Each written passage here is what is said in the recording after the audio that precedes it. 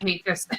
This is such a crap. I don't know why it switched on me, guys. I've been trying to make monkey around with my sound card this morning. I apologize, guys.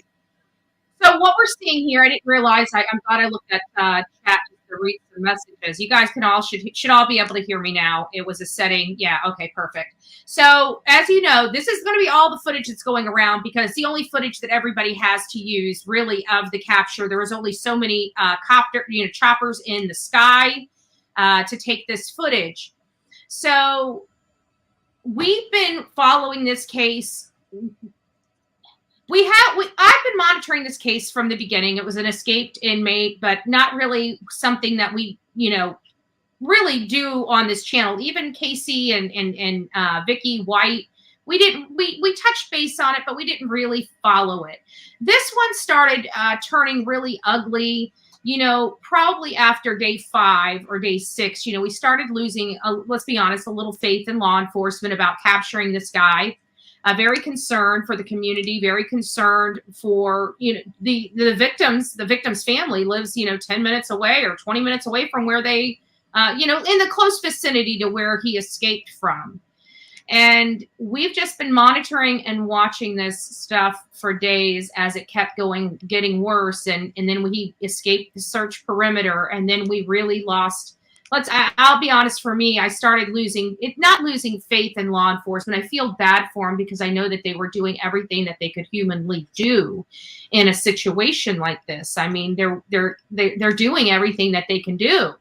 It's just not good enough. And sometimes that is life. You can do your absolute best and it just not be good enough. And that was the case here. And I really felt bad for law enforcement because you could just see that they were eager to get this bad guy off the road. They were eager to make sure everybody got home safely. They were eager to kind of get this issue removed from this community that's been under attack, literally. I mean, look at it. It looked like a war zone. I mean, not without the bombs and the shooting and stuff like that, but the high presence of law enforcement, military personnel, big SWAT trucks, military type, brigades coming into your community, it's a little concerning. We don't understand that because we've been watching this on our computers. We've been watching this from afar. Only the people that are down there, boots on the ground, and law enforcement themselves and the residents in the community really understand the vibe of this community. I can tell you that that people there are probably relieved. We had a lot of people staying up at night, staying on their patios and porches, armed. Families have women and children inside their homes, and this guy is known for killing women. At least one woman, right? That was going to tattle on him because he had a warrant for his arrest in Brazil for killing his best friend. We learned a little more about that case as well, and I will be reading that here just a little later.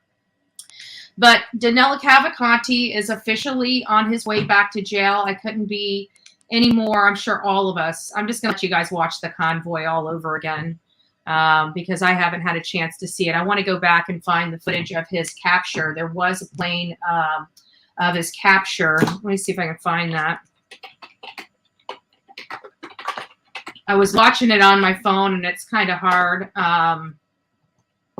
Here we go. We got some stuff coming in. Let me pause this real quick. We got some stuff. We just want to pause. We'll come back to it. We got some new stuff coming in. We got the picture of him. The one that's worth a million words right there. So look, we're going to see like a little commercial, and then let's see if I can get the volume up here. Coming to our newsroom, Danelo Cavalcante, the escaped prisoner who has been on the run for 14 days now. We can confirm from state police that he is now in police custody. That happened early this morning. Over the last 24 hours, we can tell you that law enforcement officials, they've been surrounding the area and the South Coventry Township area of Chester County. That had been their latest perimeter. We're told that Cavalcante, the 34-year-old, was taken into custody, according to our sources, without incident a short time ago this morning. Of course, he escaped 14 days ago today from Chester County Prison, where he'd been sentenced to life without parole for the murder of his ex-girlfriend. And we're told that he had been armed with a rifle over these last couple of days after arming himself with a gun that he stole from a homeowner. Multiple law enforcement agencies, including the FBI and state police, they have been working relentlessly throughout the last several days, overnight, and into this morning in their hunt for Cavalcante. Now, state police are expected to give us more information in a press conference that's expected within the hour to give us an update as to the details as to how they were able to Okay, I'm getting more information into my ear as how they were able to track him down this morning. Our Brandon Goldner, he's been covering this story for us very closely. He joins us now live from one of the police checkpoints with a report there, and I see a heavy police presence behind you there, Brandon. I'm here, guys. I'm just letting you guys listen. That's right, Janelle. We've been seeing police cars coming and going through the area. It seems like a much more relaxed atmosphere since we got word from multiple sources that Cavalcante has been captured. We've been keeping an eye on a police helicopter that is buzzing a little south to us, trying to see if we can get any sign of Cavalcante being brought up into this area. We're keeping an eye for any procession of officers coming through, but a lot of people we've seen out here who are bystanders who have been following this story are excited to hear about Cavalcante being captured. According to what our sources are telling us, it's definitely, again, a much more relaxed atmosphere. This has been a situation that really caused a lot of stress. Congratulations. He is finally behind bars. Right now, we're going to show you this right now, Chopper 3 video of him in custody right now. This has really been an exciting moment for the community after a lot of stress and anxiety about where exactly he is. We've been hearing throughout the night that their law enforcement had been looking at an area just south of where our location is. After hearing of a possible heat signature, we've been seeing an intense amount of law enforcement throughout the night. And now, again, as we're hearing about this possibility of what our sources are telling us, that he has been captured, really a lot of people out here are excited. We heard someone beeping their horn furiously at just hearing about this sighting and hearing about the fact that what we are hearing is that he has been captured. So he has been captured, folks. NetCredit is here to... He's been captured. It is a great day. The manhunt comes to an end. And, you know, we're going to be heading out to Tennessee. We're going to be heading out to Tennessee Friday. I'll be there Friday or Saturday, rather. And we're going to be doing the search there in Kingsport, Tennessee. I'm going to have a map up. If you guys are going to participate or come out, please reach out to me at bullhornbetty@gmail.com. You don't have to. It's not a requirement to reach out to me or anything like that. I would just like to have a good idea of what flock of mine is going to be out there so we can have like a group chat or something to make sure that we organize and we all meet where we need to meet. I want to give a big shout out to, I put them in there, a big shout out to Sonia and as well as Guidance. They came together. They got us some flyers designed and 200 flyers delivered here yesterday. Let me go grab those.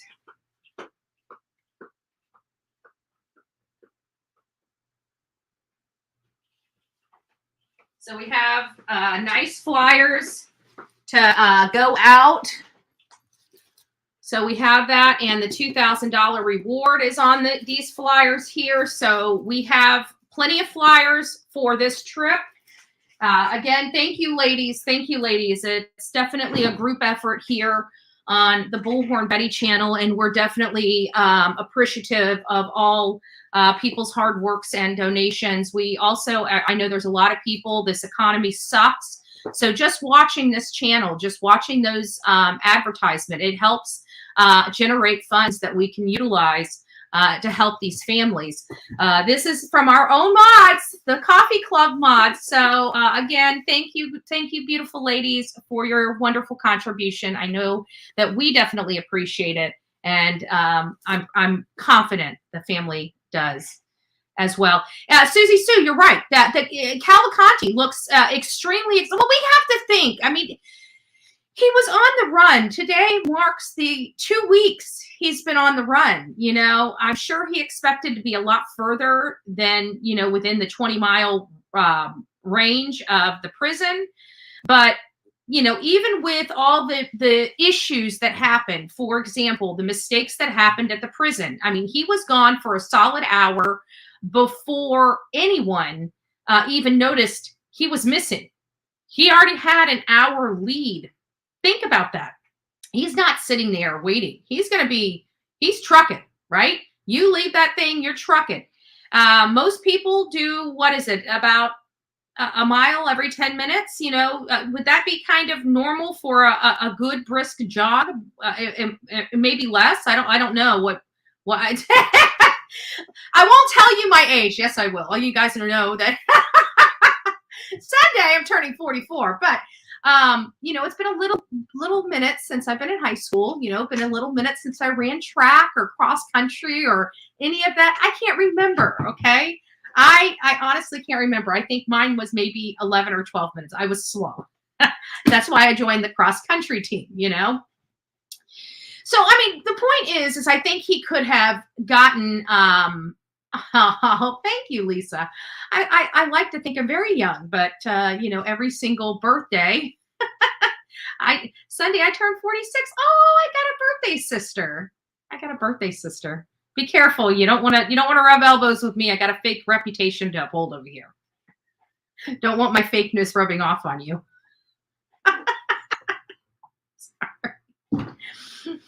So anyways, he looks exhausted, but think about it. He has literally been on the run for 2 solid weeks. Now, guys, I don't think we realize how difficult that is, because think about it. We have, no matter how tough things are, even the months we can't pay our bills, typically we still have electric. We still have running water. We could still take a shower and use our restroom and go into the refrigerator and get ourselves a cup of water, go into the freezer and pull us out a piece of meat to eat. Those are the things that I think that we take as human beings. I think we just become accustomed to it and we take it for granted. And, many of us have never had to hunt for our food. We've never had to search for our food. We've never had 500 mean, angry police, law enforcement personnel, hot on our tail. And, so this, I can imagine lack of fluids, lack of food, I'd have to think that even though he was experienced in this type of environment, that his anxiety, wondering if he's going to be caught, looking over his shoulder, barely being able to sleep because you're scared that somebody's going to sneak up on you. I think all of that, over a 2-week time wears on you. I think, law enforcement set it up that way. I think they were just letting him tire himself out. There's going to be a point when you don't have any water, you don't have any food. You'll have to poke your head up. Hey, your good years, loved my 40s. You're a go-getter. Oh, thank you. Yeah, my 40s have been kind of, I don't know, weird. Like, I don't know. I'm do you get extra sensitive in your 40s or something? Like, I notice things hurt my feelings a little more than they once did, I got this thick leather skin that I wrap around me every single day, and I don't know about these 40s now. I don't know about the 20s either. I don't remember the 20s. Maybe that's a good thing. I always say things happen for a reason. If I'm not supposed to remember it, it didn't count. Right? So let me see what else we've got. Cavalcante should be having a live presser coming out. And I have a funny feeling, for whatever reason, it's going to be on 29. But it looks like we have one for News Nation. But I don't know if it's going to break down or not. If they're going, because if you guys remember yesterday, when we had the press conference, we had some major issues with the press conference.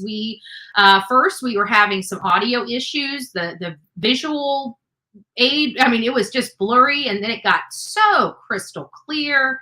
And we're thinking, okay, we got a good feed, great volume. And then boom, all the feeds all at once went down. There wasn't like, it wasn't on News Nation. It wasn't on Fox 29. It all just went down. We do have the press conference. News Nation has already set up. They're going to be going live. Looks like they're going to be live on their channel from the press conference. I know Olivia is there now, and I'm wondering if she's going to be able to get over there at the press conference. Let me see if I can give her a call real quick. Hold on just a second. Let me just mute this, and we'll get a little lay of the land while we're here, while we're waiting. Just hold on.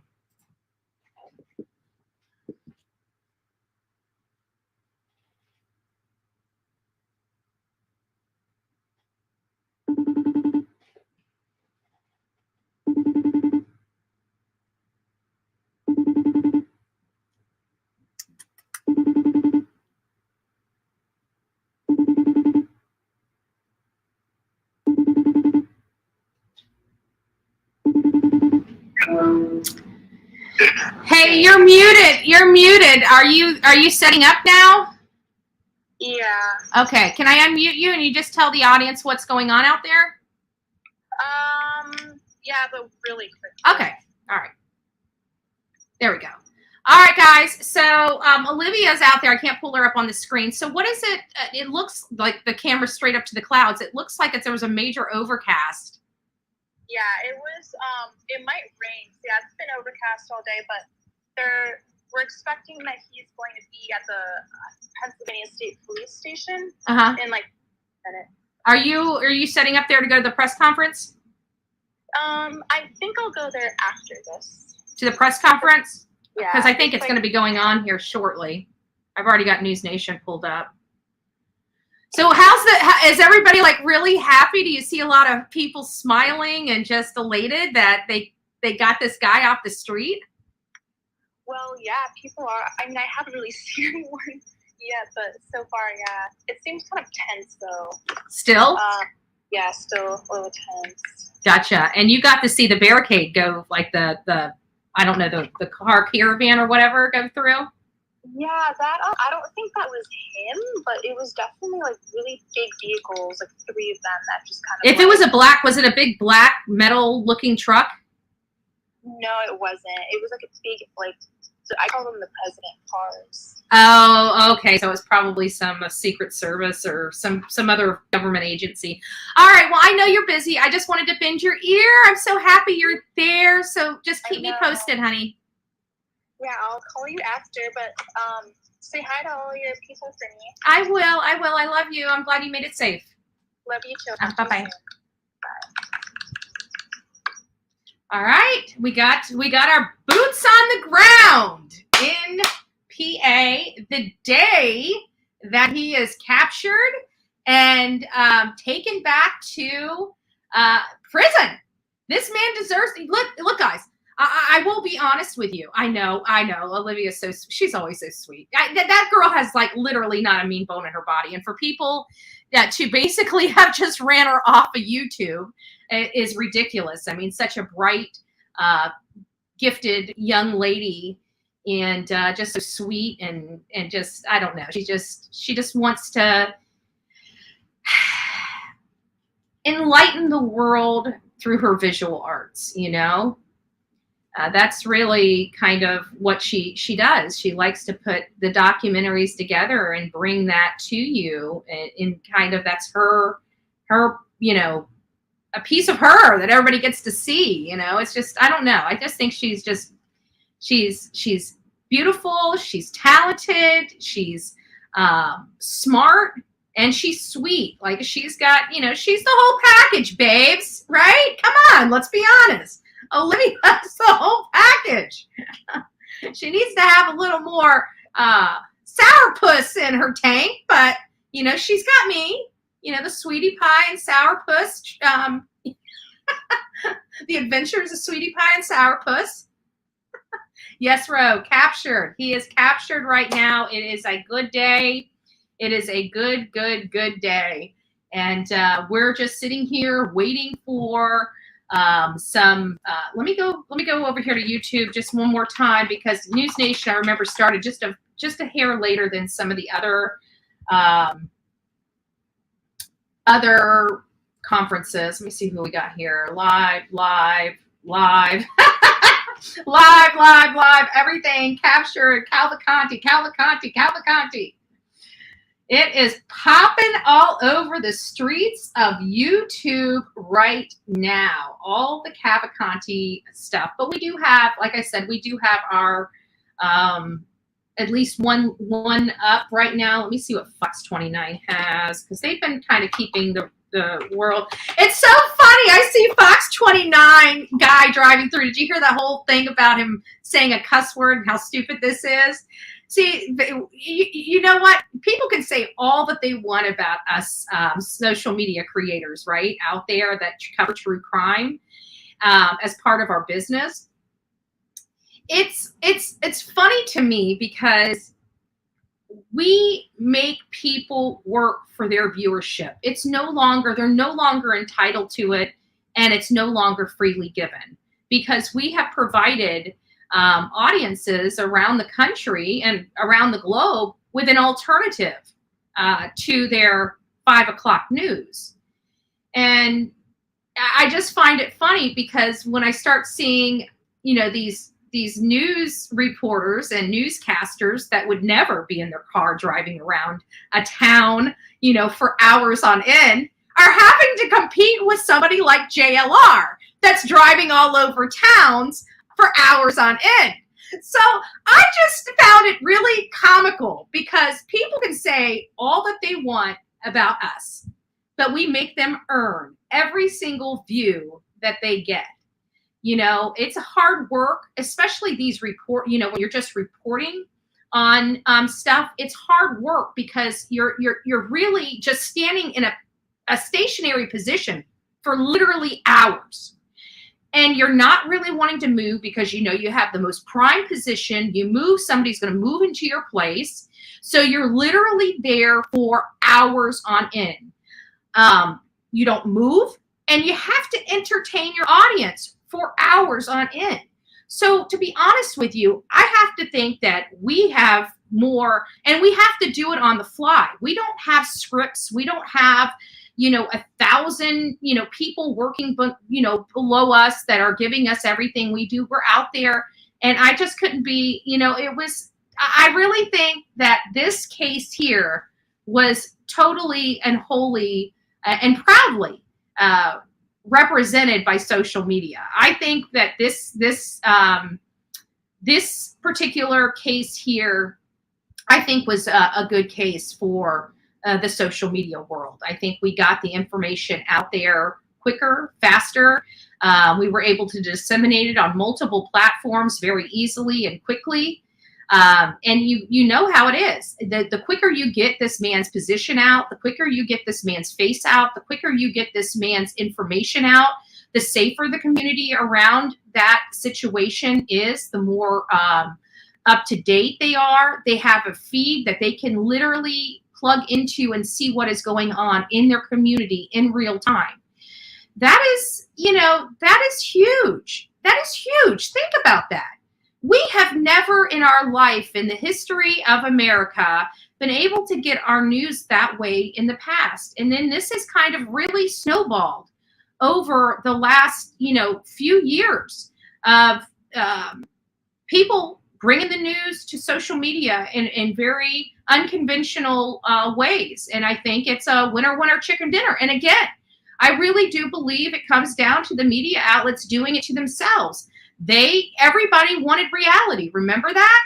Everybody wanted hardcore reality. They loved reality TV. They loved the cameras following people. Boom. People got smart and started unplugging with the middleman and just taking the camera and going by themselves, right? We don't need the entourage. And besides that, we can put ourselves into a little bit different positions, not having an entourage. Having one person or two person in the collective group as they can anything else. So, hey Skittles, nice to see you. So for those that are just tuning in, Danelo Cavalcante has been captured. We're currently waiting for the press conference to start. It has not started yet. We are just kind of watching. I'll just put this up for other people that want to watch. As soon as this plug starts moving, we will be bringing that that press conference live. So let's just go over, right? Let's go over what's gone on. You know, what do we know so far? What do we know so far? We know quite a bit. We know quite a bit. Let me go ahead and get in here and try to find the timeline. I sent it to myself. I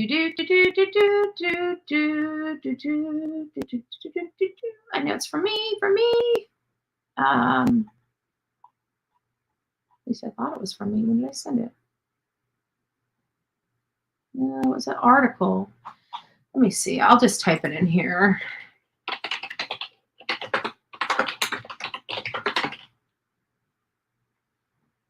All right. Is this the most recent? It does not have the 3rd. There was a timeline that I saw. I think it was the CNN one. There was a timeline that I saw that had the 3rd and the 7th in it, and those were the 2 dates that I was missing. Let me see. Is this it? Does this one have the 3rd? No, this one does not have the 3rd. I'm gonna keep hunting, guys. Just bear with me here. I've got some stuff here. Let's see. For whatever reason, I keep thinking it was CBS that had the article, but I can't be 100%. Yes, I think it is CBS. Let me see if this is it. I read so much crap, guys. I have to be honest with you. I read literally so much crap that it's sometimes I get,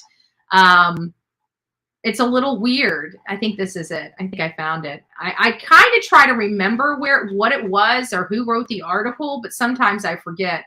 So let me go ahead and pull this over here. And until we hear something from News Nation in the background through our speakers, we're not going to worry too much with it. Hold on a second.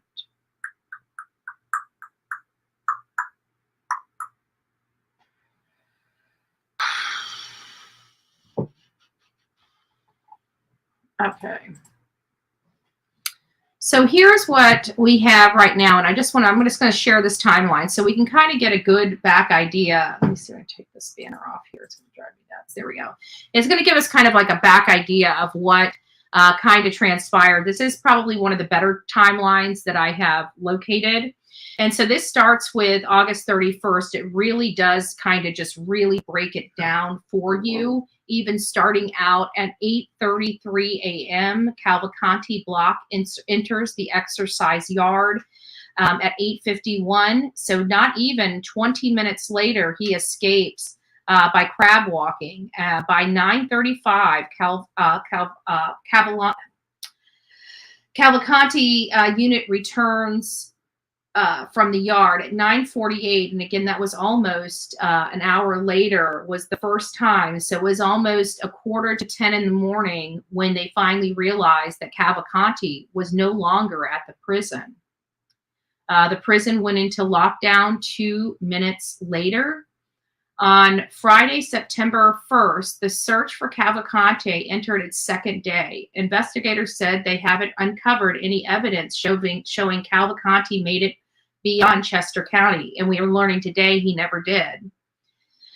The search for the convicted killer covers 759 square miles, full of rural areas. Chester County is 5.5 times the size of the city of Philadelphia.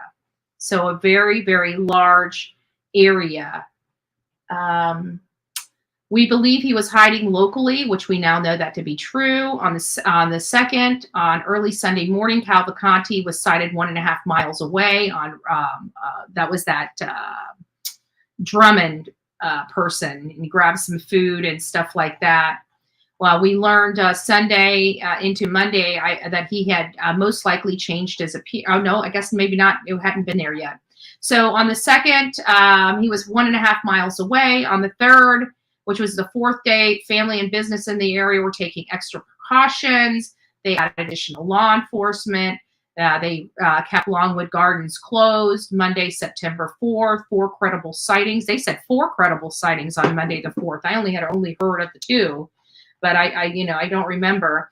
He was also seen on the trail camera September 5th, and we could see that he had a backpack and some other necessary stuff, a duffel bag, a backpack, and he was not wearing a shirt, but still had his prison pants and shoes on him at the time. On the 6th, this is the 7th day, they released the video of Cavalcante escaping prison where he was doing that crab walk. We finally got that. And so that was kind of where they were concentrating. This is where they've been concentrating their search at. But we now know it went further north of this map. You know, as we're looking, it was way up here that they ended up finding him. And bringing him to justice. On Friday the 8th, you know, obviously there were 2 more confirmed sightings. We were hoping to wake up Saturday to find that Danelo was captured, and then we found out he slipped through the search perimeter. He changed his identity. He stole a dairy van that was refrigerated, and they had retrieved that. And then, of course, the 11th, he gets himself a firearm. The 12th, they were hot on his search in Nottingmeal and Fairview. We were watching that for hours and hours on end yesterday. And then today, we find out that Cavalcante has been captured. Still no press conference yet. We're all still waiting for the press conference to come on. The press conference has not happened yet. We are all sitting here waited with bated breath to see what they have to say. I'm sure it's going to be a lot of a much happier chief. Is that a chief? Is he the chief of? Is he the chief or is he the sheriff? I don't know. I haven't paid. I think he's the sheriff. Is he the sheriff? I don't know. I don't pay attention to the law enforcement's names. I listen to what they say, and I can't, you know, my brain is filled with so much information. The less information at this point, the better, right? Because every time I put more information in the brain, something has to go to make room, right? So while we'll wait, we'll go back and look at some of the stuff. I know you guys, most of you guys are not on TikTok. So we're going to go back and just look at my TikTok account and go over the case. I kept TikTok up to date with literally, oh, the real me too. I hope you're feeling better today. I'm thinking of sepsis, sweetheart. Thank you so much for your love and support. I just wanted to throw that out there as well.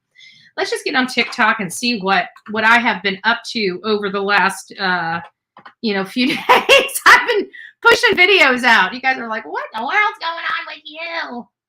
I've been pushing a lot of videos out on TikTok. A lot. We're creeping up to 97,000. We're almost to our goal of 100,000 subs on TikTok. So really doing good. And as you can see, lots and lots and lots of videos, right? Lots and lots and lots of videos. And it all started with our Saturday video. Our Saturday video, this was when we were going to wake up in the morning and we were going to find out Danelo was captured, right? We were going to find out he was captured. We knew they had him wrangled in and he was not going to pierce that perimeter. Well, Chester County residents are being told by law enforcement this morning that it is possible that Danelo Cavalcante has escaped their search perimeter. We are learning that convicted murderer Danelo Cavalcante has escaped the search perimeter set up by federal, state, and local agencies.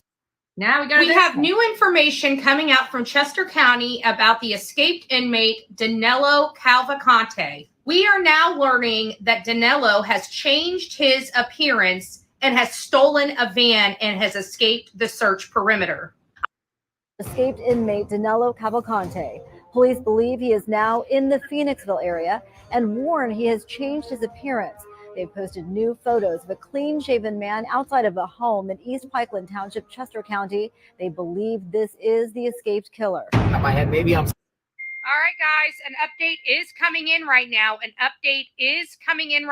About the van. They have found it. Danelo Cavalcante has dumped the vehicle. Check this out. Here's a clip of the van being towed away. I am right now trying to find the location of where they actually towed this van from. Danelo Cavalcante escaped from Chester County Prison. We're learning right now as a press conference is going on as we speak about Danelo Cavalcante and how he slipped through the fingers of law enforcement. We are learning that Danelo Cavalcante escaped from Chester County Prison, and there has been a massive manhunt underway as we learn more details about how he slipped through law enforcement's fingers. We are learning that he was able to get his hands on a van, a refrigerated van, a 2020 Ford Transit van, and we are now learning that that van has been dumped.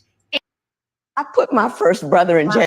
We are learning right now that law enforcement is changing their position in Chester County in search of this massive manhunt for Danelo Cavalcante. There's a lot of police activity right now going on at 268 Winhallow Road. I am hearing right now that they are getting canine units and going inside a home. I believe it may be this home here, but either way, major police activity.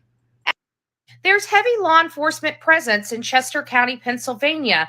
This is a video coming out about an hour ago after there were reports of break-ins in the Chester County area. As this reporter was making his way to the area, you see this huge police presence as they have this massive manhunt for Danelo Cavalcante. The latest and greatest update on Danelo Cavalcante is that he stole a van yesterday, which we saw towed away by law enforcement after he ditched the van. Now we are learning that he also made contact with several acquaintances, and even one gal had called law enforcement after seeing him in person.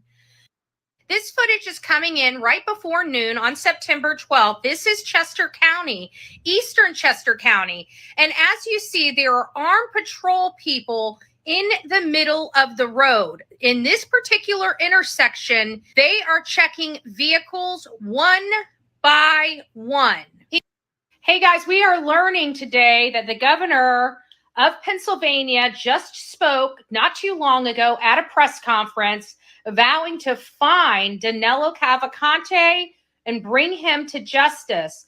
They're also vowing to cooperate with any and all investigations into 3 different prisons in Pennsylvania. It is notable that there has been some escapes from these very prisons in the recent history in Pennsylvania. So the manhunt for escaped inmate Danelo Cavalcante is underway.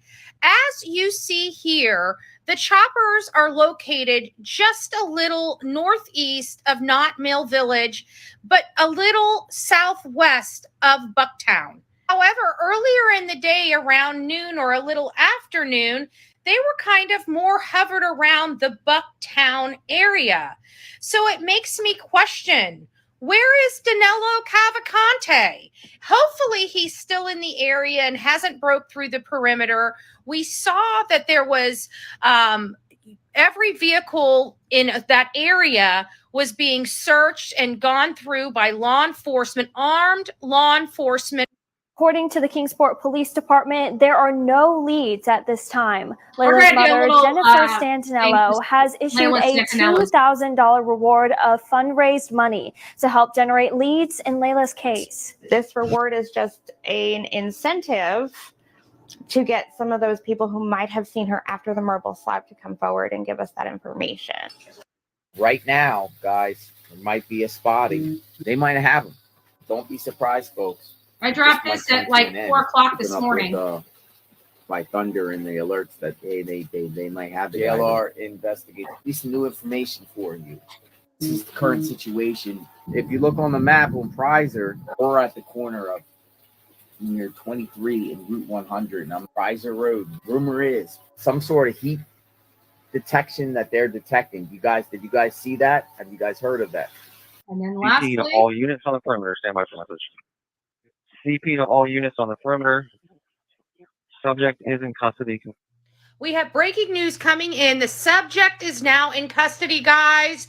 Danelo Cavalcante has now officially been arrested. He was tracked down, hunted down, and officially in custody. Yay! Now we're full circle back to it. So that was what I've been busy on for quite some time. So that was a lot of work there, keeping people updated. That's why I say if you're not on TikTok, you might want to consider subbing me up, because I drop a bunch of little clips over there. Things were moving such at a fast pace. If I was trying to download all this stuff and upload it into YouTube, it would have taken me forever. And I was just trying to keep as much information out there as possible. I dropped even some videos here on YouTube just to get something out with updates here on YouTube. To keep you guys updated. I'm curious to see what law enforcement has to say. I'm curious to find out where they eventually, got him. I figured it would be a prime opportunity because knowing the little that we do know about Danelo is that he, was born and raised in Brazil, and Brazil is a very dangerous place. We learned that he, thrived in the jungle and jungle type of environments. So I knew that, most people know if you're being tracked, the best time to be moving is probably in the rain.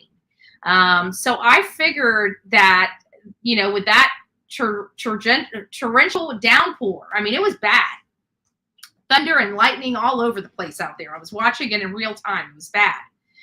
And I figured to myself, he's going to be trying to get some ground in this rain. He's probably thinking law enforcement is going to be backing off a little bit because of the rain, the thunder, the lightning. But they have to he had to understand there was specialized military, specialized military. It does not, and specialized units.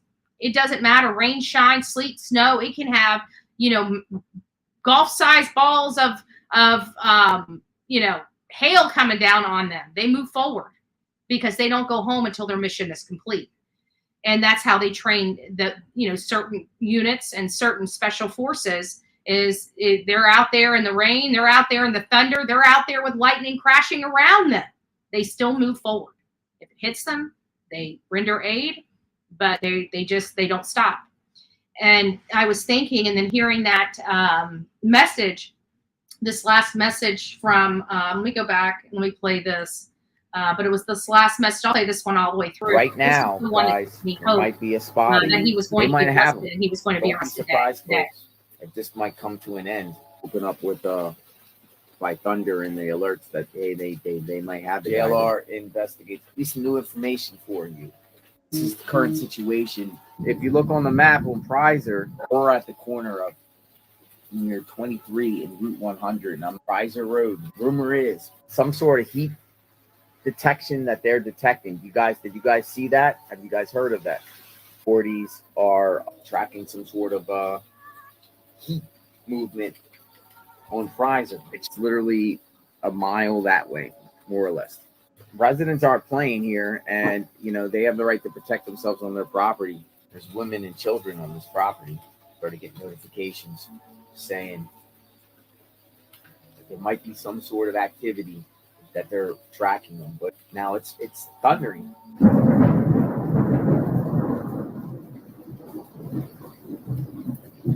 They say that this guy is armed. There you guys have it. He is armed. So again, lots of work that went into that.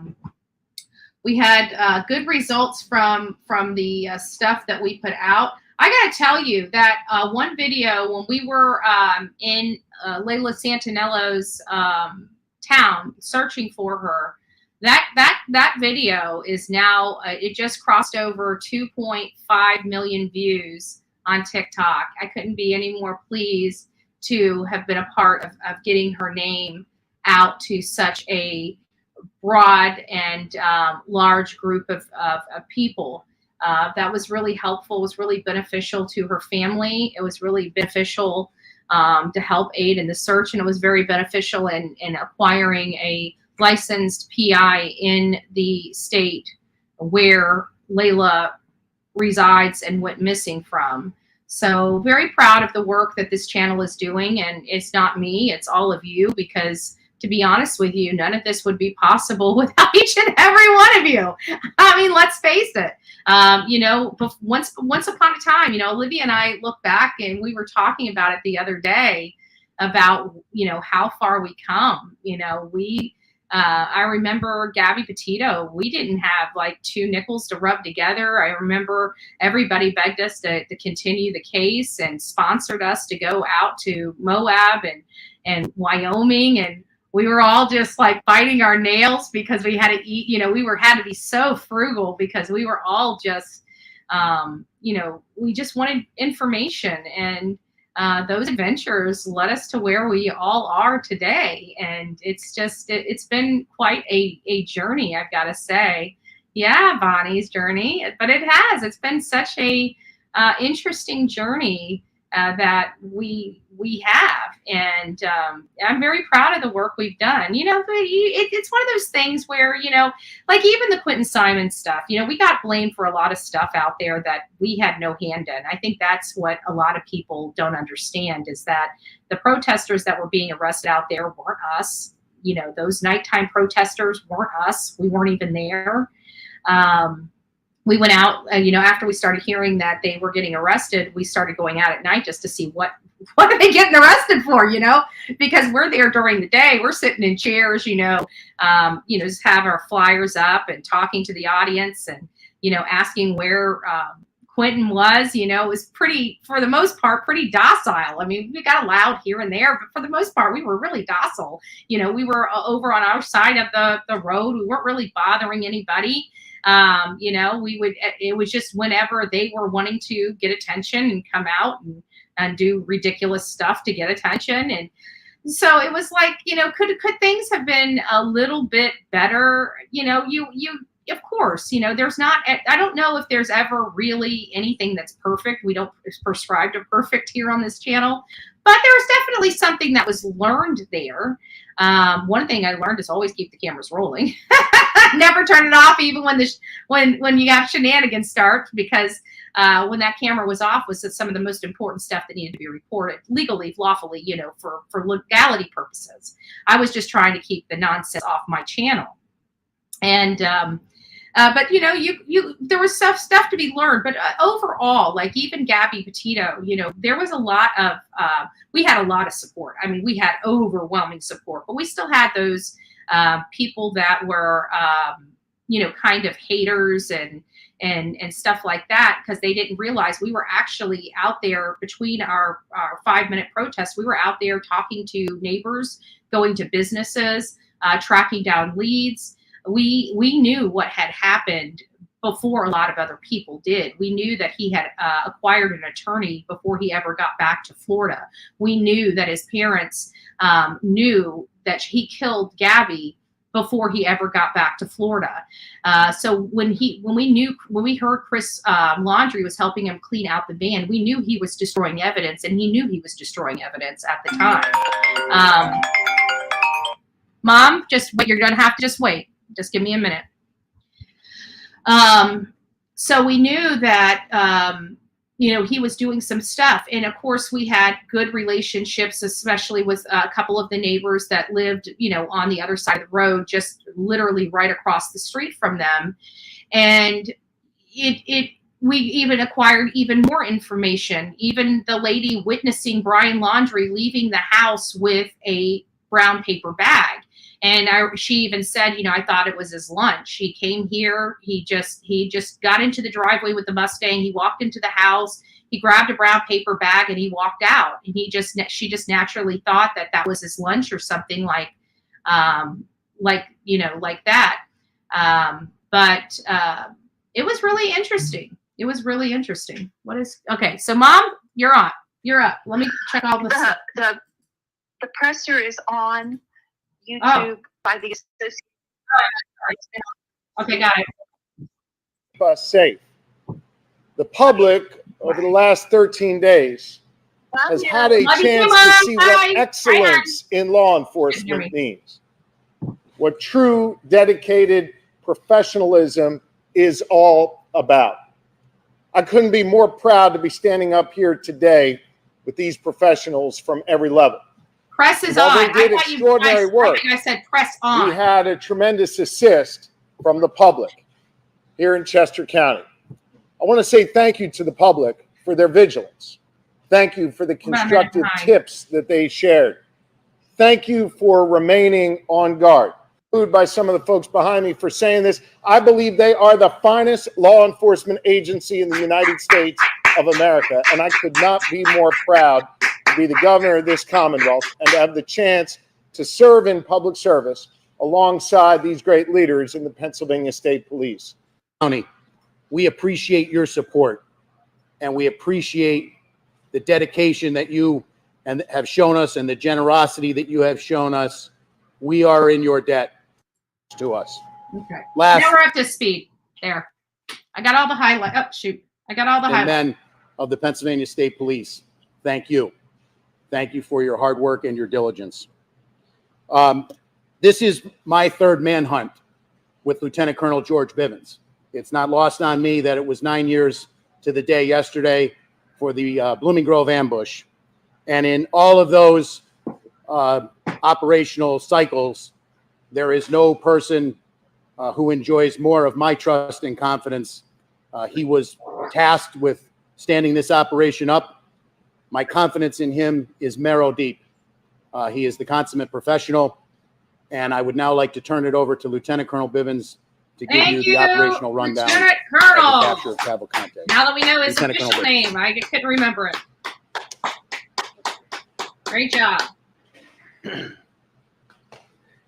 Thank you, Governor. Thank you, Colonel. Look how quickly they got those.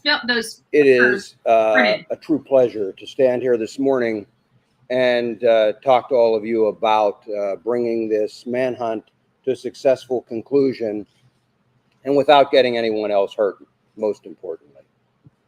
None of this would be possible without the support of this team, represented by members of various agencies standing with us up here, by others standing throughout this fire hall, and by still more who are out there in the field. So let me give you a few details about how this unfolded. As you know, we have been working most recently in a perimeter established in northern Chester County. Last night, sorry guys, shortly after midnight, a series of events started to unfold. First, we had a burglar alarm at a residence near Prizer Road within the perimeter. Our people investigated that, did not find Cavalcante there or anyone else, but it started to bring some of our people into that area. We had been searching an area not far from there already with some tactical teams that night. There was an aircraft overhead utilizing FLIR technology, and close to 1 a.m. picked up a heat signal that they began to track. It was west of PA 100 and north of Prizer Road. Tactical teams began to converge on that location where the heat source was moving. Unfortunately, we had a weather system that also came in, and we had lightning that was flashing all around, and it caused the aircraft to have to depart the area. Tactical teams made a decision to secure that area, that smaller area, as best they could, and hold it through the storm and until we could bring additional resources in and bring aircraft back overhead to ensure that we did not have an issue with an escape. That resumed early this morning, and shortly after 8 a.m., tactical teams converged on the area where the heat source was. They were able to move in very quietly. They had the element of surprise. Cavalcante did not realize he was surrounded until that had occurred. That did not stop him from trying to escape. He began to crawl through thick underbrush, taking his rifle with him as he went. One of the Customs and Border Control teams, BORTAC, had a dog with them. They released the dog. Some of our PSP CERT members were also there, had him surrounded. The dog subdued him, and team members from both of those teams immediately moved in. He continued to resist, but was forcibly taken into custody. No one was injured as a result of that. Excuse me. He did sustain a minor bite wound. We had medical personnel at the scene, and they took a look at that. Cavalcante was, as I said, taken into custody. He was transported to our Avondale station for further processing and interview, and he will ultimately be transferred to a state correctional institute where he will be housed and begin to serve his life sentence. In just a few minutes, I'll open this up to some questions, but before I do that, I want to turn this over to one of our very close partners, District Attorney Deb Ryan. I know she would like to say a few words, and again, then we'll be happy to take your questions following that.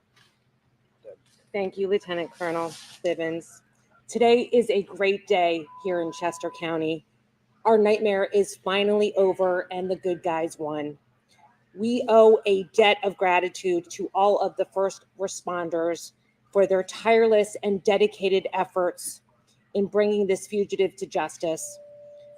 They worked around the clock, and we are deeply grateful to all of them.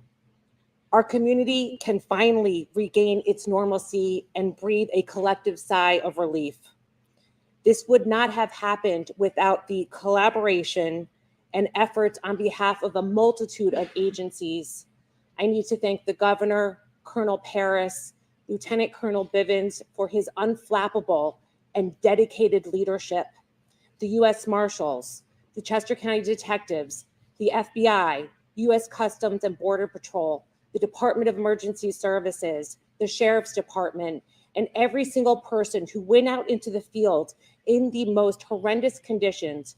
We had weather problems, we had terrain problems, and a ton of obstacles that prevented our capture from occurring as expediently as we wanted.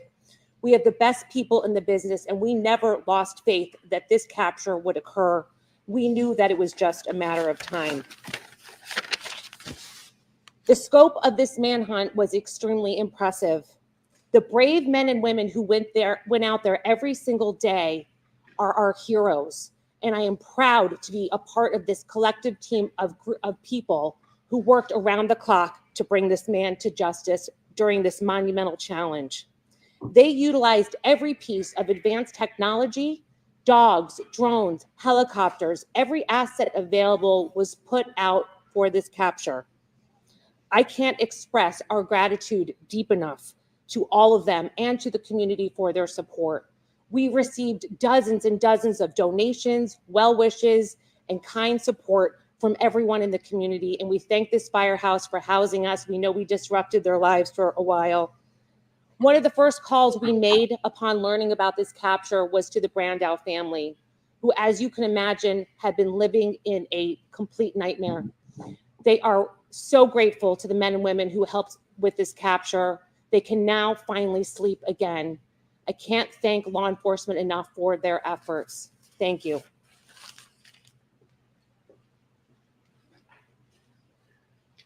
Okay, with that, we will be happy to take your questions. Yes. With the helicopter overboard, we saw the arrest taking place.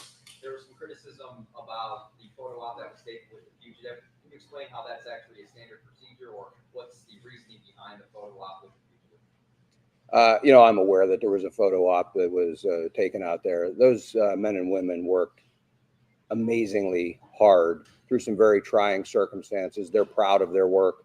I'm not bothered at all by the fact that they took a photograph with him in custody. Again, they're proud of their work. They kept the community safe. I say thanks to them and good job. Sir, did he say anything?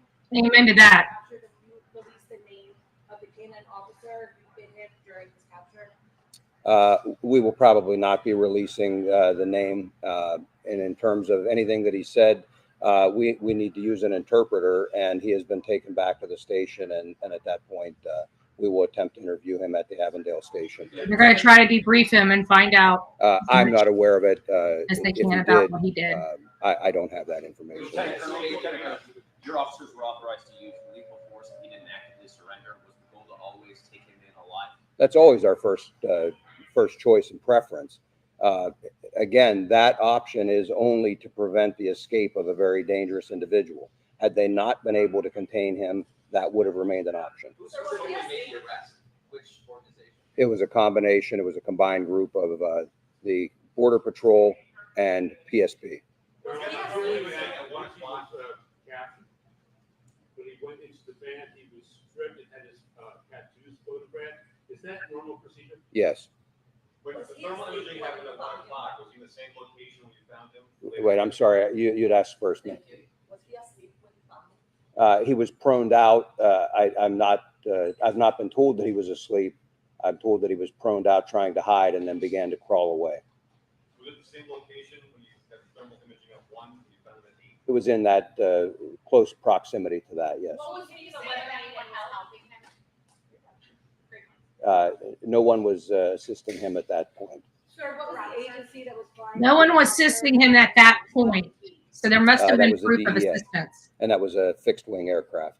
Were you worried as law enforcement that you had to down the plane and there could be another chance for escape? I mean, that's obviously the plane had to land, but what kind of risk did you have to calculate? Well, as I've told you throughout this investigation, there are always things we have to contend with. Everything isn't scripted and doesn't go perfectly.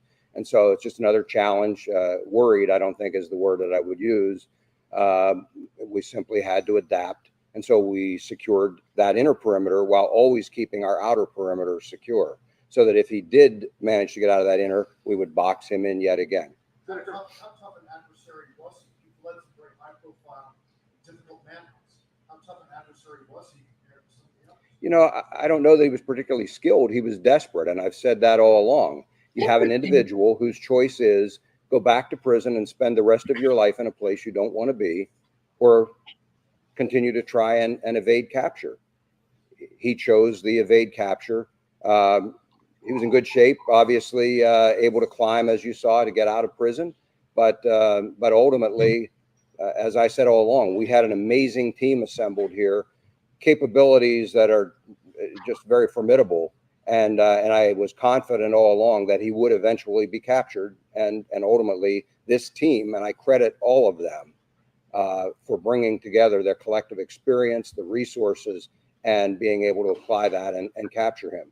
It's never easy to find someone who doesn't want to be found in a very large area. Sir, previously you said you were reserving comment on anybody who's helping him throughout the search. I know you said no one did this morning.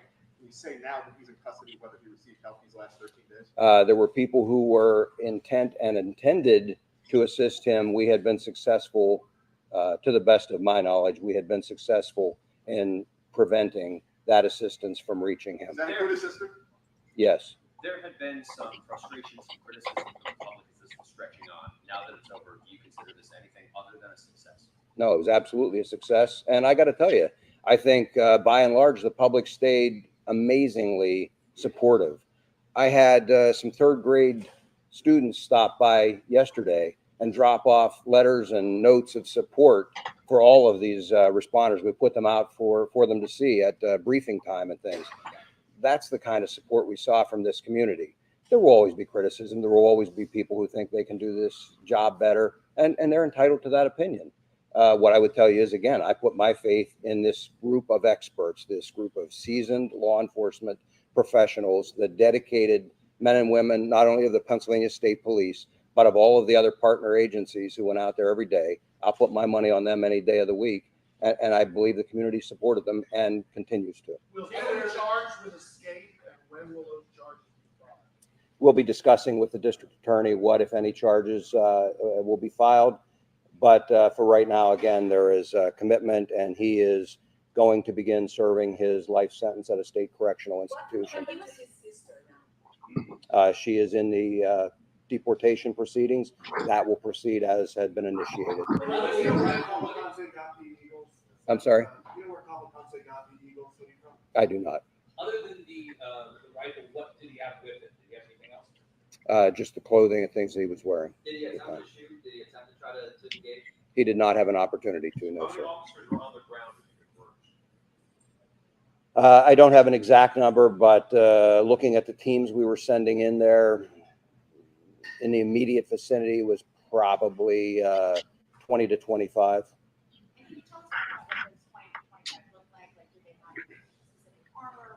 Yes, they were tactical. They were a tactical team. You would expect camouflage, full armor, long rifles, that kind of thing.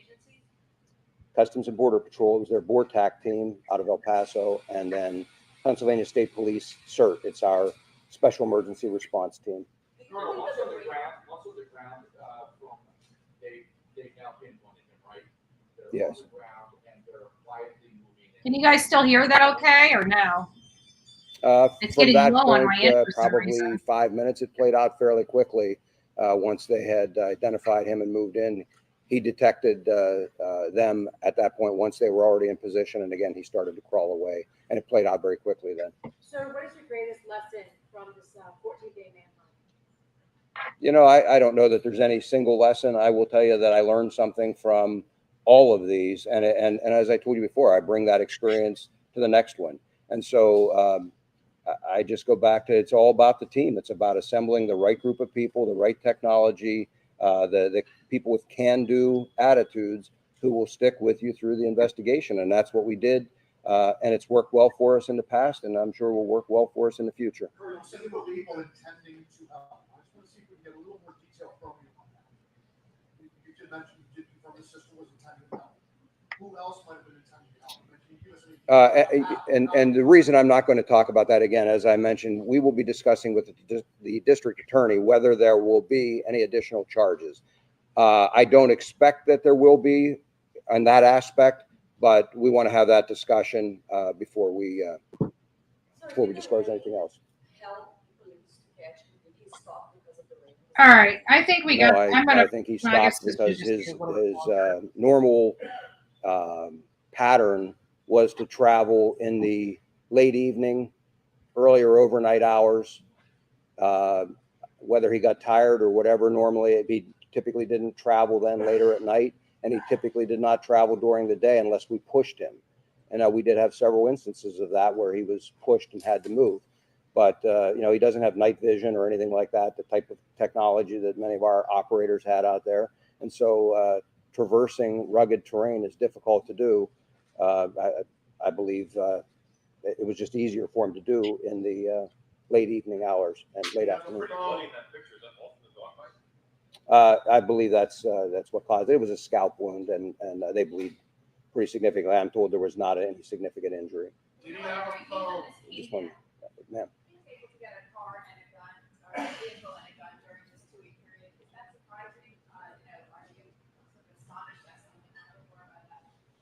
No, I mean, all along, you know, we asked people to secure as best they could.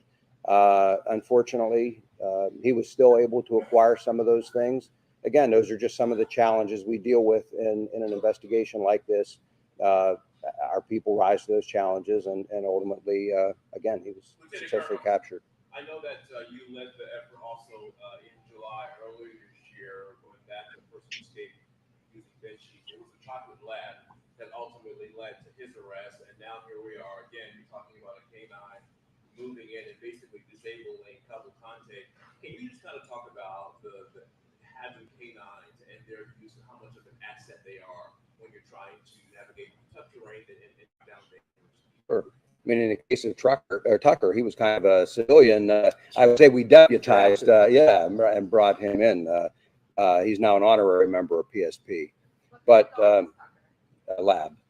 But he was not in this in Warren that this gentleman was referring to. Just, you know, I believe it's a Shepherd or a Belgian Malinois.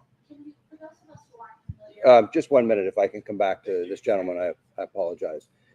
In any event, canines play a very important role, not only for tracking, but also for, just like in a circumstance like this, safely capturing someone. Far better that we're able to release a patrol dog like this and have them subdue the individual than have to use lethal force. And so, again, our preference is always to use other means.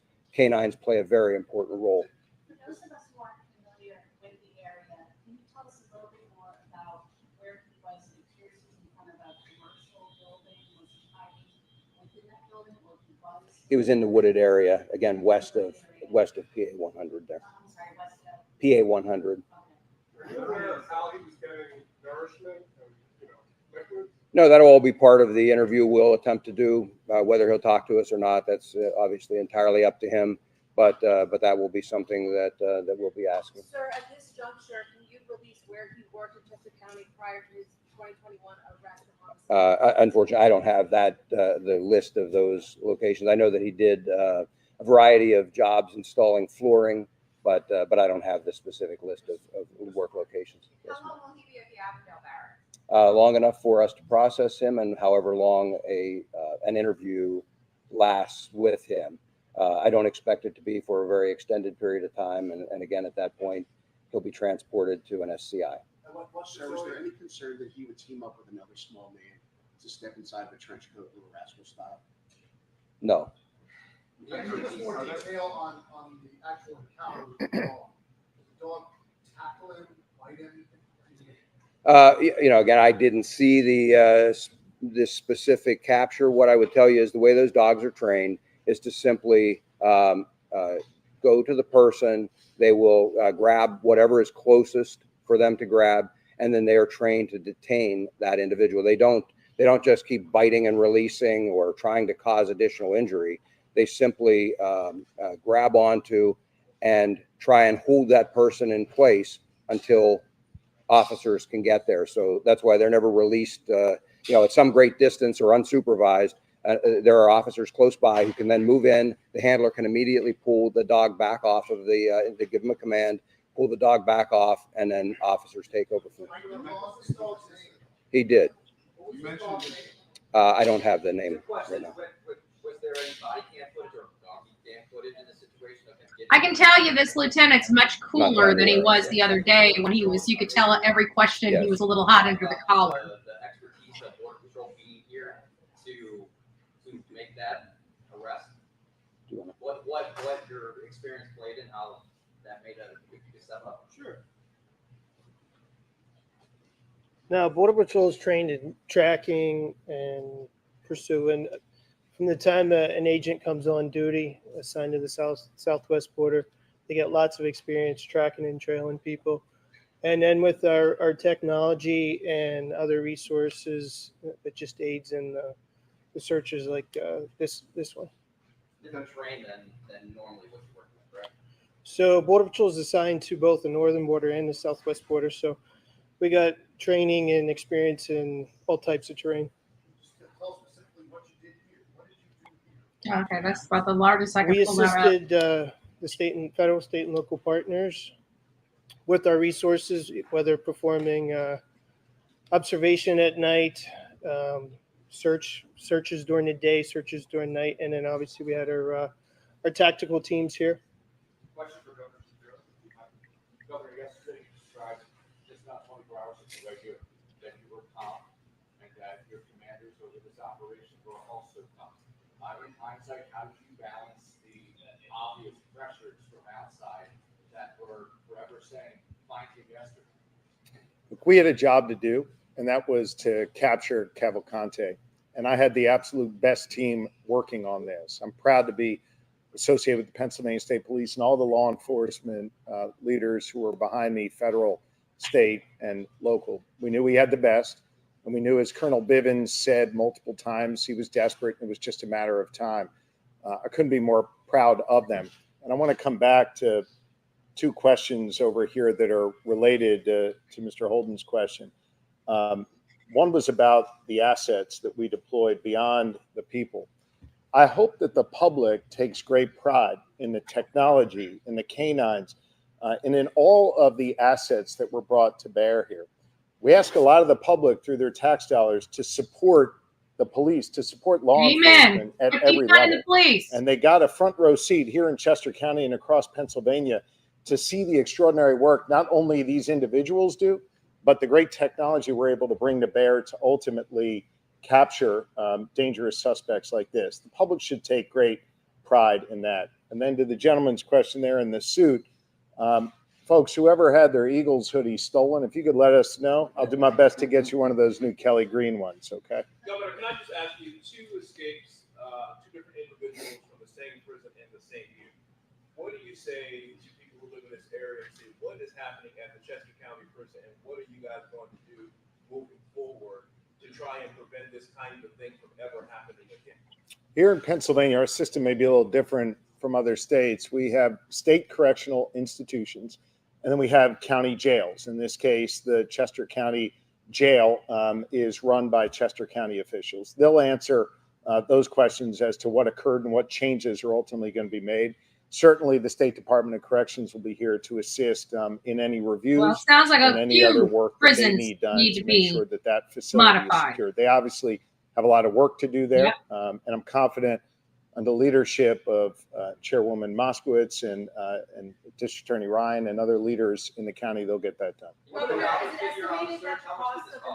estimated that the cost of the manhunt is about $1 million a day? I can't, put a price tag on it. We'll do our best to make sure that whatever can be tallied up is and is shared with the public at the state level. I can't speak for our local or federal partners. Governor, you mentioned the pattern of what time of day you were traveling.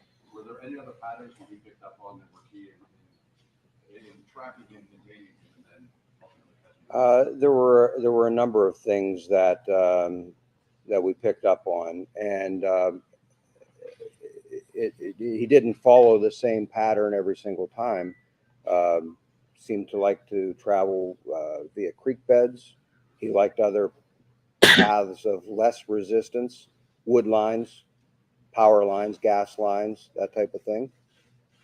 And that's actually fairly normal. Nobody wants to have to force their way through very heavy underbrush and things. And again, I mentioned the time of day, but all of that combined with some outstanding work and technology is really what brought this to a successful conclusion. People in Chester County are grateful for your efforts. I know you mentioned on Friday you were asked about containment and capture. Ultimately, that tactic was successful. Anyone that you would like to thank at this time? I know Landhope donated breakfast yesterday. Wawa has been big help with lunch.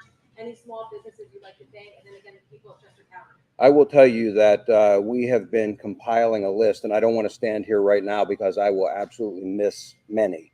Some of those that you mentioned have been outstanding supporters of us, and I thank them. We will publish a list of all who helped us out because we are very, very appreciative. That level of support is really one of the things that allows our people to focus on the task at hand and to try and be successful even quicker than we might otherwise have to be. When I gave you all a tour of the facility in here, I talked a lot about logistics and the support that's required to field a team of 3, 4, 5 or more hundred law enforcement officers out there. It takes a lot to put it out there. And so the help of all of those folks, the help of the average person who stopped by and dropped off a case of water was very much appreciated, not only for the case of water, but also just for the kind thoughts and words of support that they always included when they dropped that off. You contained and captured, so that tactic was the way to go. Yes, as I said, we always take a multifaceted approach. And so depending on the circumstances, there's always a contingency and we're always prepared to move in whatever direction we need to. I'm sorry. Yep. Looks like we might be getting some technical. Yep. So we're getting a little bit of technical issues, which every time.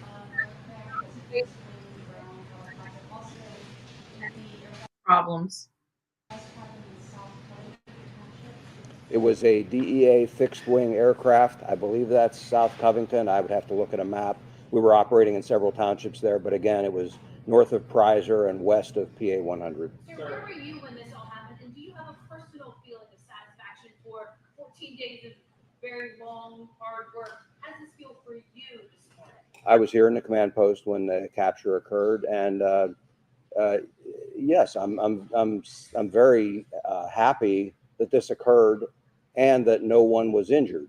You know, it brought a new level of danger for all of our people out here in the field when we knew that he obtained a firearm. And so for me, the biggest sense of relief is that no one in the community was harmed and no law enforcement officer was harmed either. So that's the win.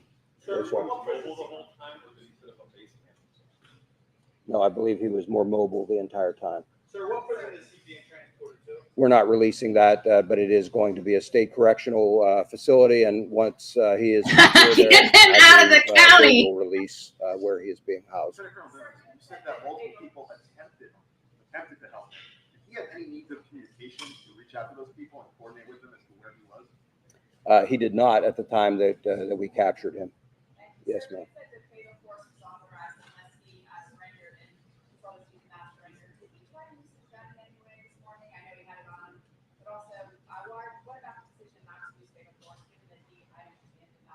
Well, as I addressed a few minutes ago, yes, he had the firearm with him. Yes, he was a threat. He did not have an opportunity. I believe he was taken by surprise, and I believe the canine played a large role in him not being able to utilize that firearm. What I would tell you is, again, that it is our last choice, our last preference to use lethal force. And so while there were other options, the team did the responsible thing, did what they're trained and what we expect, and they used other options. And again, lethal force is always their last option. He's going in for questioning. What kinds of information are you trying to get from him? Like what kinds of questions are you asking? We have the criminal investigators that have been involved in this, everything from the escape up through the time that that he has been on the run. I'm sure all of that will be included in their list of questions. Whether he'll choose to talk, I have no idea, and that will be his choice. Can you assure and guarantee the public that this man will not escape again, because clearly he has the ability to do that? Can you say that now? I can assure you he will not escape while he is in our custody. He will be turned over to a state correctional institution. I have every confidence that they will be able to safely and securely house him as well. Lieutenant Colonel, was he in the perimeter of the perimeter you had outlined yesterday? He was. He was. Yes, sir. How close to the edge of the perimeter was he? It was within the perimeter, and he would have been within a few hundred yards of the eastern edge of the perimeter. Colonel, in terms of the public being involved, there was videos surfacing of vigilantes in Chester County trying to get involved in this case. Moving forward, if something like this happens again, what would you tell the public in regards to getting involved in a case like this? I would ask them the same thing that I asked this time, and that is, please don't come out and try to become involved like that. You potentially take away resources that would otherwise be spent on the search trying to deal with those individuals, and we don't want one of them to get hurt unintentionally. How far was the capture from where the burglary happened last night? Within a quarter mile. It wasn't a burglary, it was an alarm, by the way, but Once processed, any idea in ballpark time until transfer? it depends on whether he is cooperative and is interviewed. That could take minutes to hours, but I don't have the answer yet whether he's. I'm not aware of that. Sir, do we know if his sister and mother entered the country via Puerto Rico as well?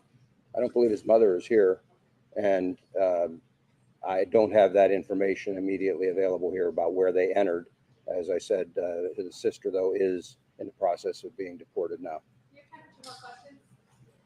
Lieutenant Colonel, after everything that you've been through, seen with Cavalcante, once that interpreter is there, do you plan on having a conversation with him, asking him anything about all this? No, the investigators are quite competent. They'll gather the information that we believe is important if they're able to, and I'm confident that that everything we need will be gathered in that way. There's no reason for me to have a personal discussion with him. Well, I think it's a very bad idea, obviously, and we will be here should something like this occur again. We'll put the team back together, and we'll be right back out after them. Okay. Thank you all. Thank you, everybody. Thank you. I think well deserved applause in this situation is definitely, without a doubt, warranted. Great day today. You know, I kept saying if he's still on the run, the 18th or 19th, I would be out in Pennsylvania. And so I didn't really want to have to go to Pennsylvania. But, you know, for an escaped inmate that has eluded law enforcement over 2 weeks, I figured it would have been something that I would have definitely wanted to put my 2 cents into. But I'm so proud of law enforcement. I'm, you know, and God, you know, God bless that community, guys. I mean, God bless that community. That community was terrified. That community underwent something like if we were to, you know, have something similar to a war over here. I hate to say it and break it down because it's not that scary, but the whole door-to-door, your rights just being removed, you're able to be ripped out of cars, you're able to be thrown on the ground and cuffed when you've done nothing wrong. I mean, this whole community was under complete and utter fear. So, you know, God bless this community. God bless the first responders. God bless the dog. The dog that got him, you know, no pun intended, Dog the Bounty Hunter. The dog that got him, just, you know, I'm just glad that this is finally over. I'm glad that this is finally to an end. This, you know, as we watch true crime and we see the worst in humanity, we have covered stories, many stories similar to the one he is accused, well, convicted of doing. You know, a girlfriend getting into an argument, words being said. She got killed in front of her 2 small children, the scars that they will forever have. He's finally convicted of it. And right before the state police come and pick him up to transport him to his forever home, or at least, you know, where he's going to be for a significant amount of time, and he bails. He crab walks. He gets on the roof. He's gone an hour before anybody knows that he's even missing. And then he eludes police for 14 days. 2 weeks ago today, literally about, I don't know, almost to the hour that he escaped. Literally 2 solid weeks, because according to the timeline, he went to the yard at 8:30. Before 9 a.m., he was already gone, right? And they found him between 7 and 8 a.m. So on day 14. So I've got to say, he's been 2 weeks. 2 weeks. Dumb criminals to stay so close. It wasn't that he had to stay. He had no place to go. You can only move so quickly on foot, and even with an hour head start, they could have anticipated or estimated where he could possibly be. And I think it was at that point that they put up the first perimeter. And my understanding is this last perimeter was a wide net perimeter. It was wide. It was a large perimeter, 500 agents to finally get this man off the streets. But because he was born in Brazil, because he's already accustomed to living in a very hostile area, he's accustomed to being in this type of environment. And he thrived in this type of environment. He knew how to elude police. He still wasn't smarter than 500 law enforcement officers, choppers, helicopters, and dogs. Never mind the high-tech equipment.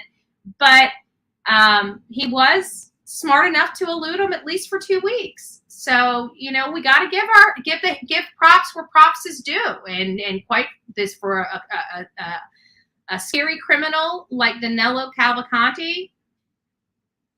He had the upper hand for quite some time. Not quite. I mean, in the overall picture, he was going to be caught. We all know he was going to be caught. There was too large of a, this case blew up, like it blew up.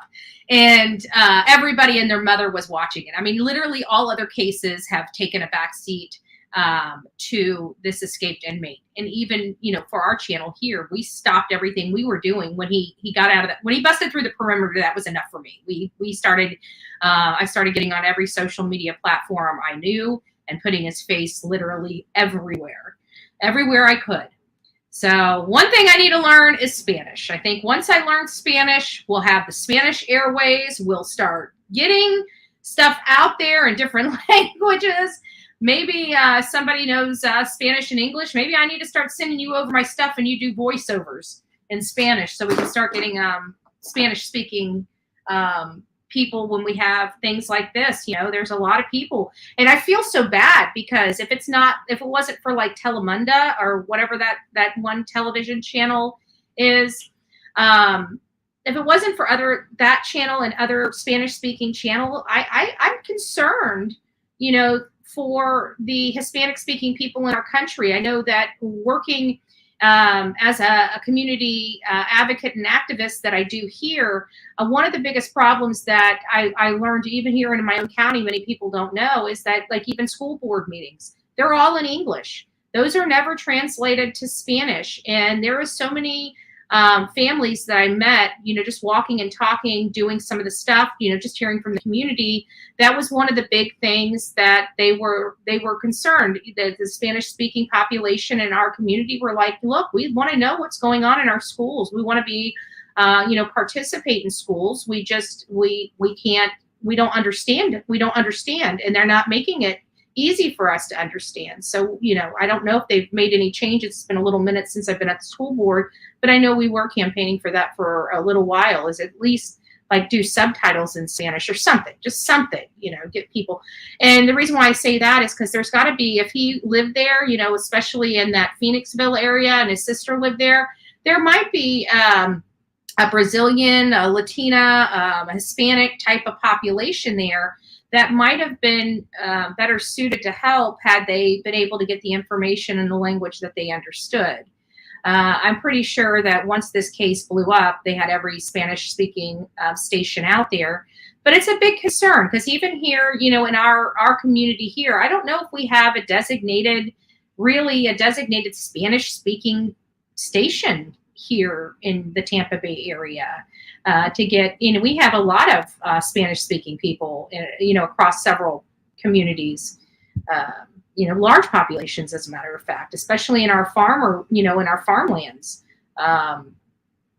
So it just concerns me. I think about those things because, they're in danger too. And are they getting the information that they need?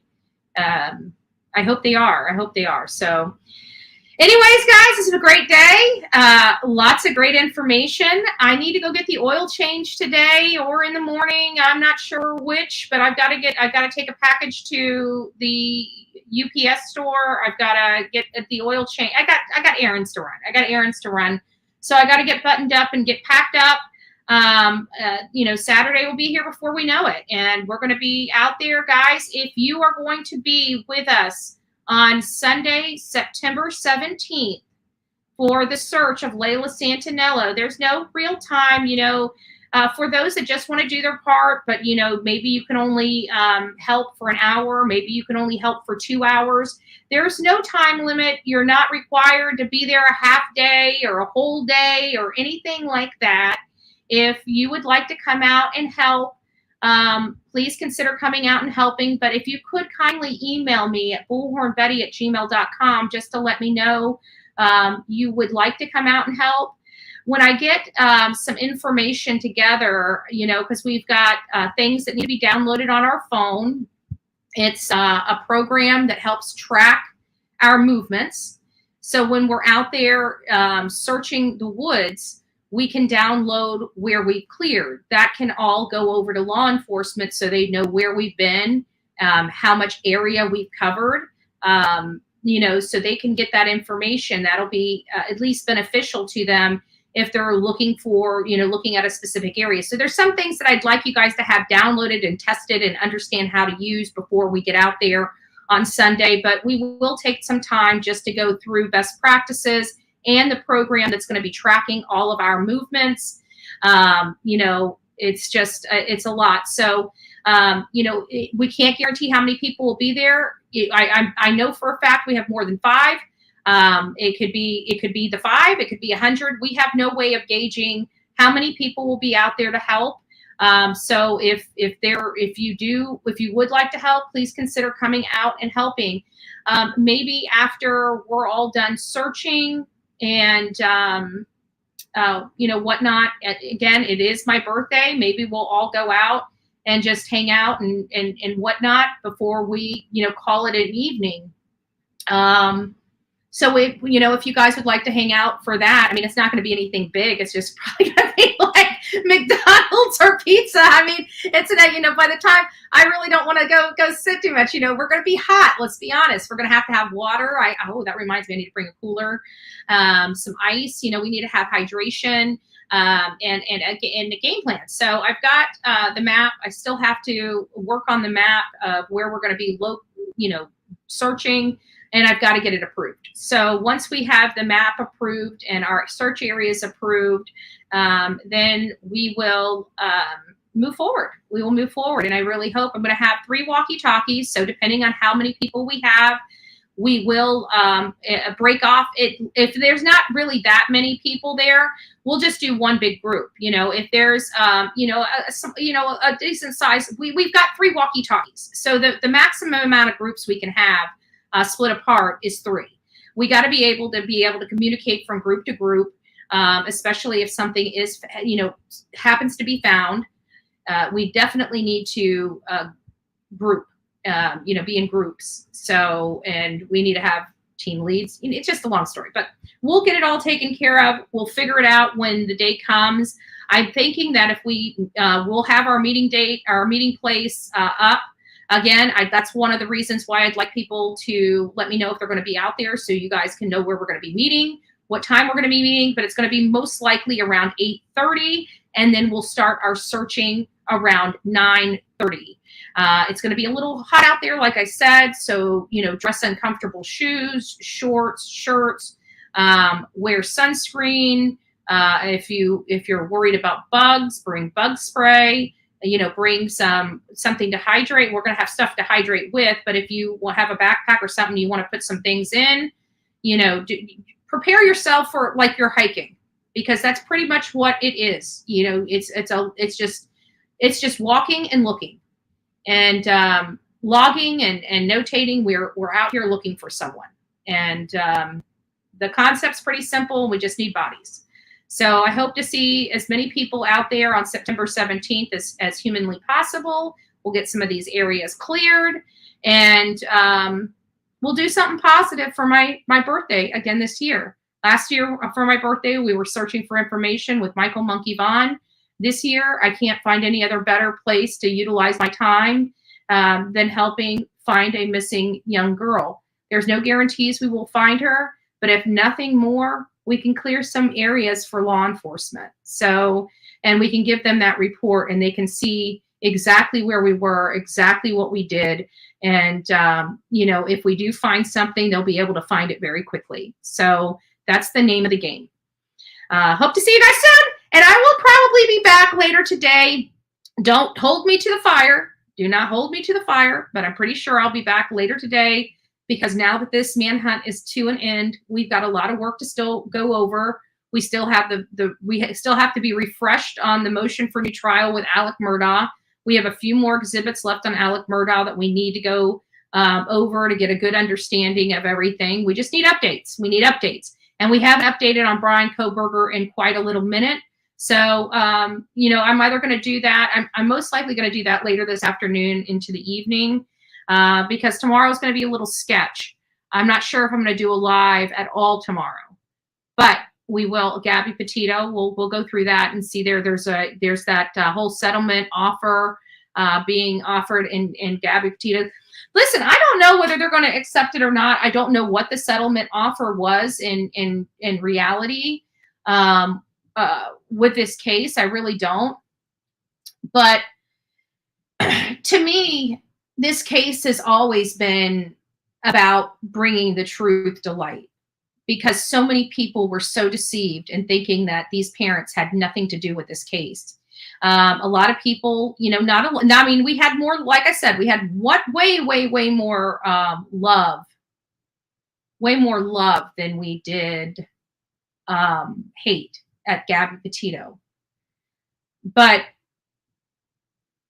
the lies, the misrepresentations, the untruths, it was just so crazy. People feeling bad for the Laundrie parents, and it infuriated me, because I kept thinking, if they only knew, if they only knew, if they only knew.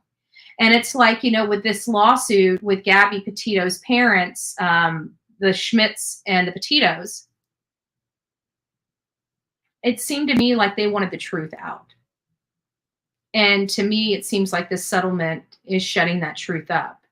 But on the flip side of it, I truly believe they did what they came to do too. So it's like, you know, if they do choose to say, you know, they're done, they're ready to start moving on with their life, I completely understand. If they are at a point where they believe there's more that needs to be said, then they're going to turn it down. Because it's never, in my opinion, it's never been about the money for Gabby's parents. It's never been about the money for them. I've never believed that. It was always about the truth. It was, that's really what it was always, and always will be about, was getting the truth out there. So it really depends on if they feel that they have accomplished that goal.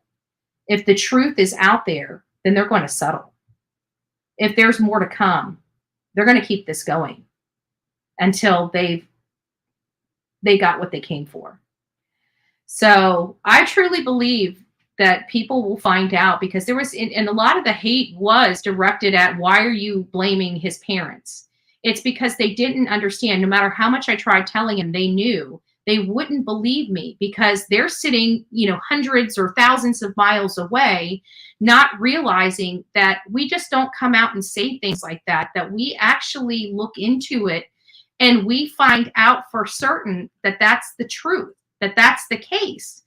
And when we do that, because just because everybody else isn't doing that doesn't mean we didn't. And when we found that out, we were, and then not only that, I think what really at least burnt my grits with this whole thing is the fact that they hung up on the Petito parents. The Petito parents were calling frantically to find out if they heard from Gabby, if they knew anything. And they hung up on them and would not answer their phone anymore. And this was before Brian came home. This is before he ever drove that van into that driveway. And that was it. How dare you? This girl lived under your roof. These parents trusted you with their child. No matter how old she is, she will always be their child. And they trusted you. And you are hanging up the phone when she's missing?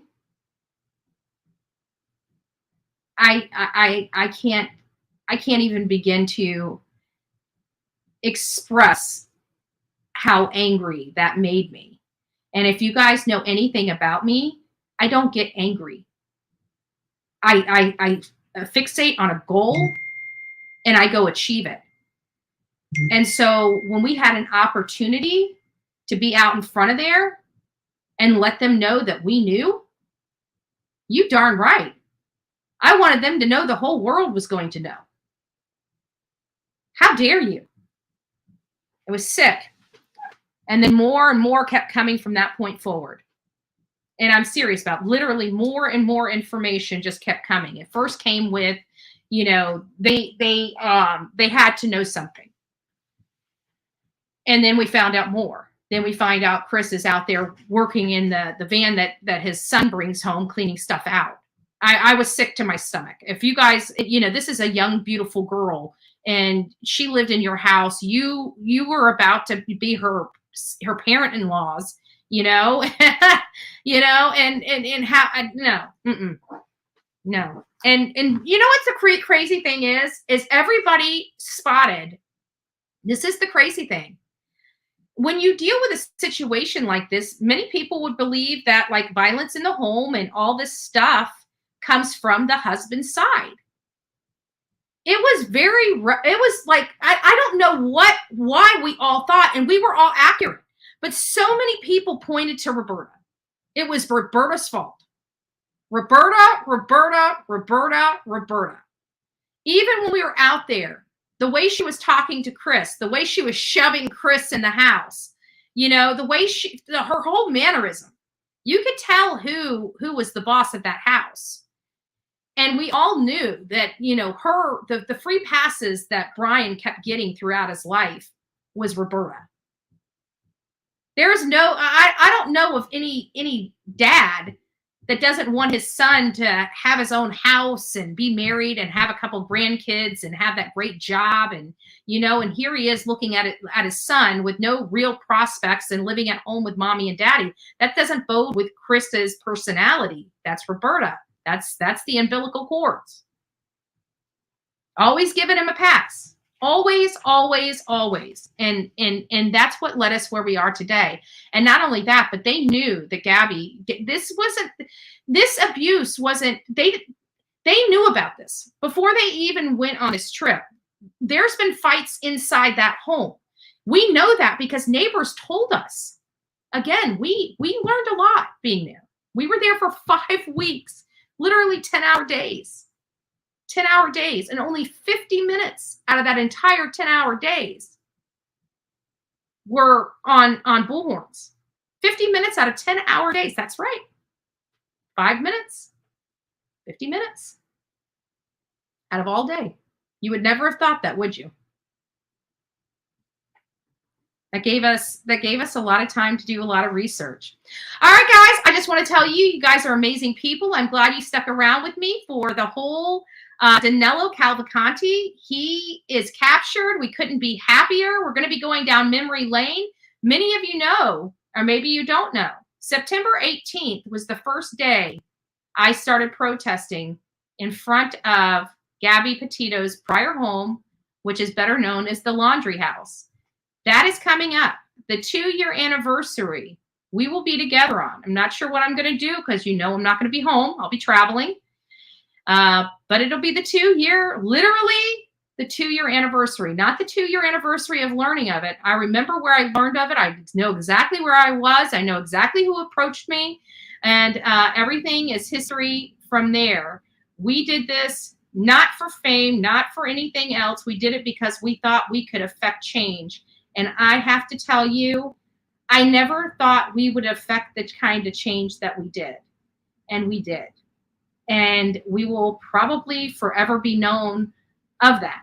And it's something to be proud of. You know, I'm very proud of our work. So God bless you. And I'm just going to keep being, you know, proud.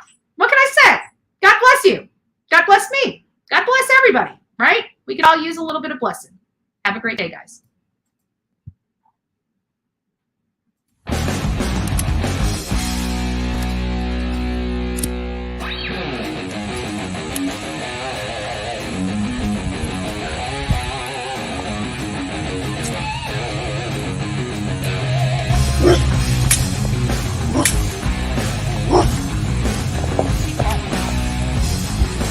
My bite's not closer to my bark, buddy.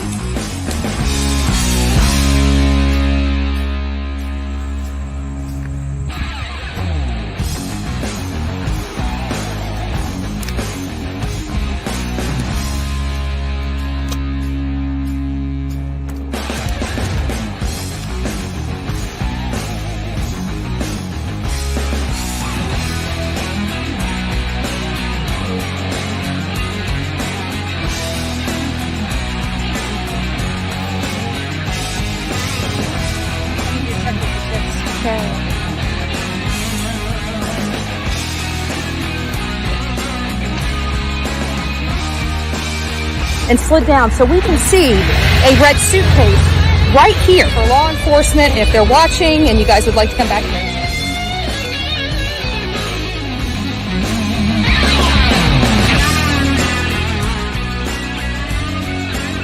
of her being out here. So this is what we're doing today. We will see you guys back here real soon.